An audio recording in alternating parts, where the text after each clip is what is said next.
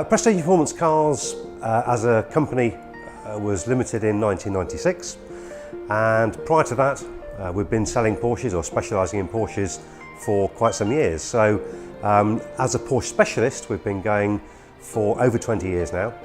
911 Virgin, which is how we're best known, came about in the late 90s when we set up a business. And pressperf.freeserve.co.uk was a bit of a mouthful, and so we decided to call it 911 Virgin with a tagline, 911 Virgins handled with care and dignity. Obviously many of our customers are no longer 911 Virgins, and indeed even in the day they weren't, but we've always been quite happy to spend time with people and educate them, talk them through the cars, help them understand the differences between the models and what constitutes a good and a bad car, and so hence 911 Virgin.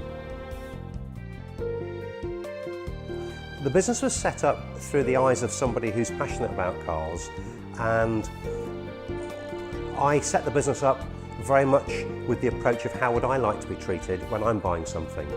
So we're happy to spend a lot of time giving people help, advice, talking through the cars, and to make sure that when they do make a decision, it's an informed decision. We will never force somebody into a car. We don't have any closing lines. I suppose our biggest closing line is food for thought, have a think about it. Well, I would hope that the main difference is in the quality of the stock that we sell and the way in which we differentiate between a good car and an average car. So I think our success from a sales point of view and the success of the owner moving forward is down to the quality of the product that we buy and as a consequence of the cars that we reject, really. So probably 7 out of every 10 cars we see will fall short of expectations, and we have to be very fussy in terms of the cars that we commit to. So I would say that the product hopefully separates us, and then moving forward it's the sort of relationship we have with the customer, and in the unlikely event that there is a problem, dealing with the problem moving forward. So if there is an issue, we're often more concerned about it than the actual owner of the car. You can have a great team, you can have a great setup, you can have great surroundings, but ultimately someone comes to you because they've seen a car online, they've seen a car in a magazine, they've been recommended by friends. A lot of what we do is sort of recommendations. So I guess what makes us different is the quality of the stock and the cars that we sell. You would be amazed the number of people that say to us, do we buy cars? The answer, of course, is yes, we do. If we didn't buy cars, we'd have to steal them, and that would be a very bad thing. Many people in the specialist Porsche market are looking to borrow cars to sell them on commission, and we are very happy to buy outright. We don't have to have sold you the car in the first place. We're happy to buy cars outright and put them into stock and then prepare them and offer them for sale. So yes, we are probably almost keener to buy good cars, because that's the hard part. Getting hold of good stock is the hardest part of our industry. If you have a lovely car, it will always find a home.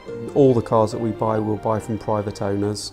We won't buy cars through the trade, and the majority of the cars that we buy are brought to us by their owners.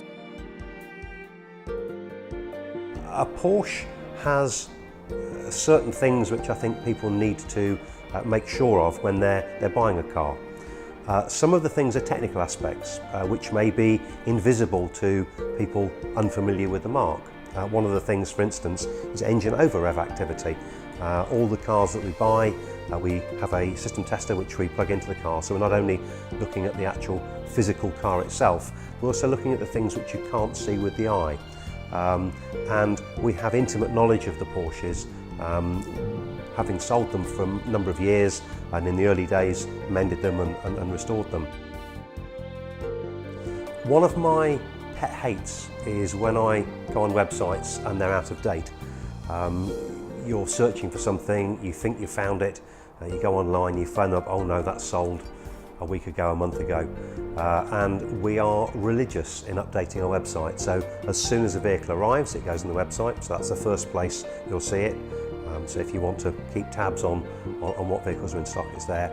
And as soon as we've taken a deposit, we'll show it as deposit taken on the website, so that you know that the vehicle is no longer for sale.